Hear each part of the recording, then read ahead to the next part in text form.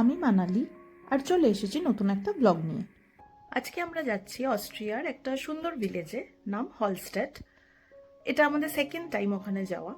এখানে অস্ট্রিয়ার সাথে আমরা বর্ডার শেয়ার করি, তাই যাওয়াটা খুবই কনভিনিয়েন্ট। ওই 5 আওয়ার্স মতো লাগবে পৌঁছতে। তো এটা অনেকটা বলতে পারো আমাদের কাছে দার্জিলিংয়ের মতো হয়ে গেছে। অল্প কয়েকদিনের জন্য কোথায় যাব ভাবলে এই জায়গাটার কথাই আগে মনে পড়ে। তো ইন্ডিয়া থেকে দূরে এখানে একটা মিনি দার্জিলিং আমরা খুঁজে পেয়ে গেছি। আর খুব বেশি আগে থেকে প্ল্যানও করতে হয় না, তাই হঠাৎ প্ল্যান করো আর বেরিয়ে পড়ো। তো আজকে আমাদের ট্রেন আছে 10টার সময়। তো বেরোবো আমরা এখন। আর তার সাথে তোমাদেরকেও ঘুরিয়ে দেখাবো অস্ট্রিয়ার এই ছোট্ট গ্রামটা।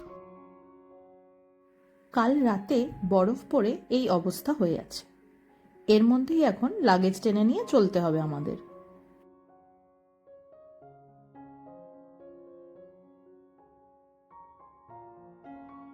স্টেশনে পৌঁছে গেছি আর এই প্ল্যাটফর্ম নম্বর 4-এ আমাদের ট্রেন দিয়ে দিয়েছে। ফার্স্টে আমরা যাব লিন্স, আর তারপর ওখান থেকে আমাদের কানেক্টিং ট্রেন আছে যেটা হলস্টেড যাবে। একদমই খালি ট্রেন, যে কোনো একটা উইন্ডো সিট নিয়ে বসে পড়লেই হলো।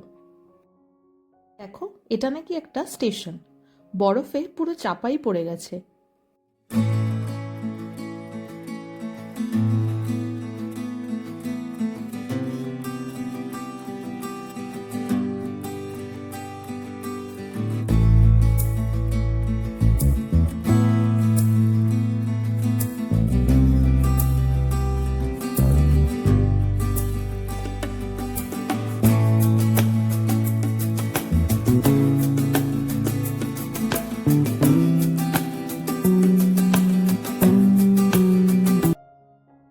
আমরা লিন্স পৌঁছলাম 12:28-এ, আর কানেক্টিং ট্রেন ছিল 12:30-তে।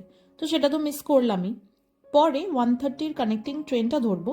এই একই টিকিটে সেম রুটে একটা ট্রেন মিস করলে পরের ট্রেনটা নেওয়া যায়। এইটাই একটা সুবিধা। বলে না, journey is more beautiful than the destination. ঠিকই তাই। অবশ্যই যেখানে যাচ্ছি হলস্টেড খুবই সুন্দর, কিন্তু ট্রেনে যেতে যেতে এই চারিদিকের ভিউটাও সত্যি অসাধারণ। সামারে যেরকম চারিদিকটা পুরো সবুজ দেখা যায়, উইন্টারে অন্য রকমের একটা বিউটি। আমাদের দার্জিলিংয়েও সেই আঁকাবাঁকা রাস্তায় যখন গাড়ি করে যাই, যতবারই যাই কোনোদিনও পুরনো হয় না সেই জার্নিটা।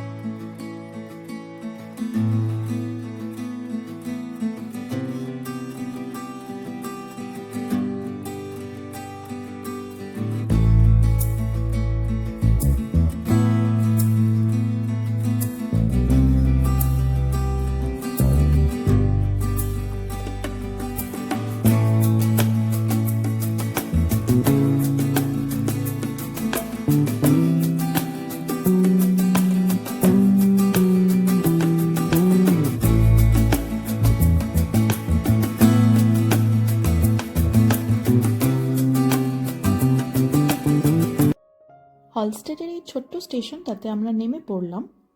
এবার এই রাস্তাটা দিয়ে যেতে হবে আমাদের ফেরি ধরতে, কারণ আসল ভিলেজটা লেকটা ক্রস করে অপোজিট সাইডে। এই ফেরিতে আমাদের আসা যাওয়ার জার্নি মিলিয়ে লাগলো 8 ইউরো, আর 10 মিনিটেই ওই পারে পৌঁছে যাব। হলস্টেড ফেমাস এর সল্ট প্রোডাকশনের জন্য, যাকে এখানে একসময় হোয়াইট গোল্ড বলা হতো। এখানে প্রায় 700-800 জন মানুষের বসবাস, কিন্তু এত ছোট ভিলেজ হলে কি হবে, প্রতি সিজনেই প্রায় লক্ষ লক্ষ ট্যুরিস্ট এখানে বেড়াতে আসে।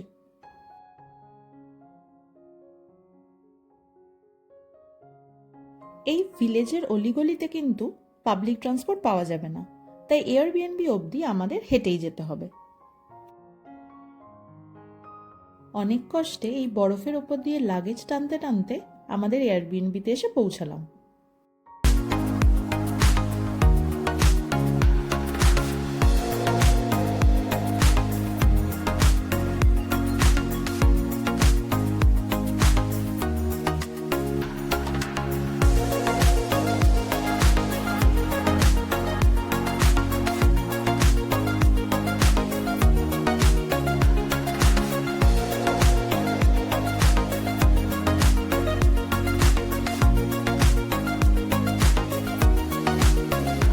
এই হচ্ছে রুম থেকে আমাদের ভিউ।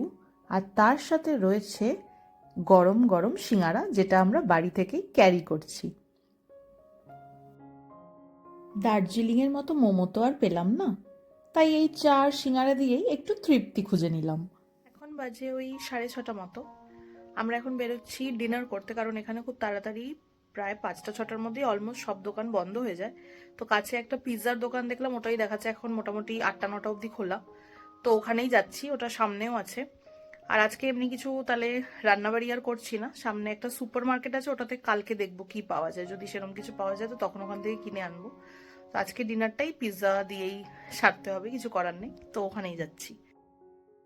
দার্জিলিংয়ের সাথে এটাই পার্থক্য যে একটাও লোক নেই কোথাও এখন। আর এই সময় দার্জিলিংয়ে কত লোক কিলবিল করে। আমরা একটা কেস খেয়েছি, গুগল ভুলভাল দেখিয়েছে আমাদের, যে আমরা পিৎজার প্ল্যানটা যে করলাম সেটা হলো না, কারণ দোকানটা পুরোটাই বন্ধ আর গুগল দেখাচ্ছে ওপেন। তো এবার নেক্সট অ্যাটেম্প নিচ্ছি আরেকটা রেস্টুরেন্ট যদি খোলা থাকে, আর না হলে ব্যাক টু বাড়ি। আর দেখি ব্যাকআপ অপশন আছে, দুটো বার্গার আছে। এখানে একটা দোকান খোলা, এই যে দোকানটা, এইটাতে আমরা যাব। তো এখানে আমরা স্যুপ পেয়েছিলাম আর পাস্তা অর্ডার দিয়েছি, তো এই দিয়ে আজকের ডিনার করে নেব।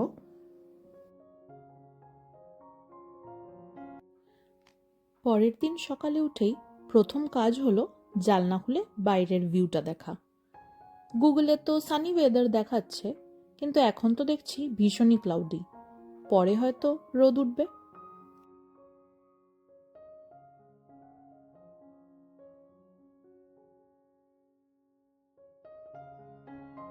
এখন ম্যাগি দিয়েই ব্রেকফাস্ট সেরে নিয়ে বেরিয়ে পড়বো আমরা।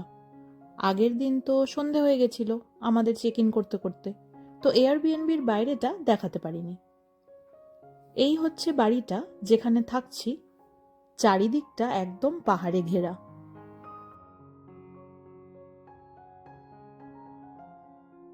এখন চলে এসেছি বাস টার্মিনালে। আমরা এখন যাব ডাকস্টাইন মাউন্টেন রেঞ্জে। কিছুটা কেবল কারে করে যেতে হবে, তারপর ওখান থেকে একটা ভিউ পয়েন্ট অবধি ট্রেক করে যেতে হবে।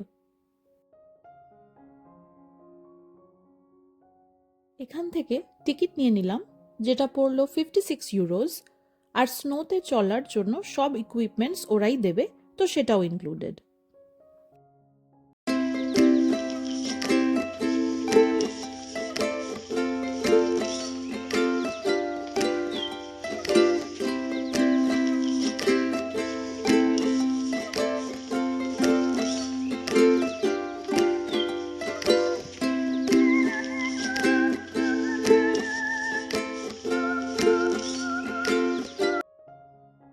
এই যে স্নোতে চলার স্পেশাল জুতো পরে নিয়েছি আমরা। এবার ভিউ পয়েন্টের উদ্দেশ্যে হাঁটা শুরু।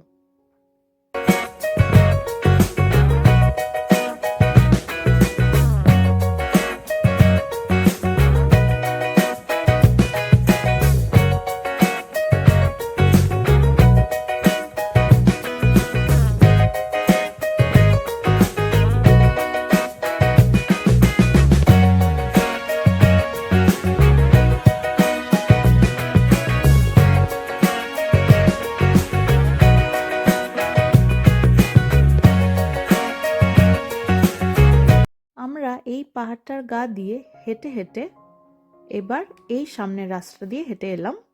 যাব এবার ভিউ পয়েন্টে, অনেকটা কাছাকাছি চলে এসেছি। এই যে সামনে দেখতে পাচ্ছ, এটারই নাম হলো 5 ফিঙ্গার্স, যেটা ডাকস্টাইনের সবচেয়ে আইকনিক জায়গা। এটা পাহাড়ের একেবারে এজে তৈরি, আর এখানে 5টা আলাদা প্ল্যাটফর্ম আছে, যেগুলো হাতের 5টা আঙ্গুলের মতো সামনে বেরিয়ে আছে। এই প্ল্যাটফর্মের নিচে গ্লাস ফ্লোর আছে, আর নিচে তাকালে সত্যি মনে হবে যে তুমি শূন্যে ভাসছো। তবে দারুণ থ্রিলিং এক্সপিরিয়েন্স। এত ভারী জুতো পরে বরফের ওপরে হাঁটতে বেশ অসুবিধাই হয়, তবে চারপাশের ভিউ সেই কষ্টটা ভুলিয়ে দিয়েছে। এখন আমরা এখানেই একটা রেস্টুরেন্ট থেকে লাঞ্চ করে নিচ্ছি।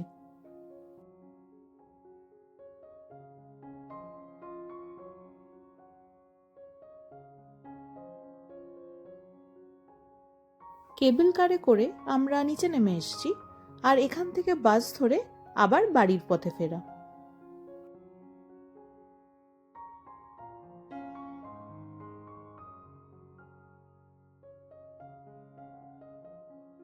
কাল আমরা হলস্টেড ভিলেজটা ঘুরে দেখব, সেটা থাকছে পরের ব্লগে, তাই চ্যানেলটা সাবস্ক্রাইব করতে ভুলো না।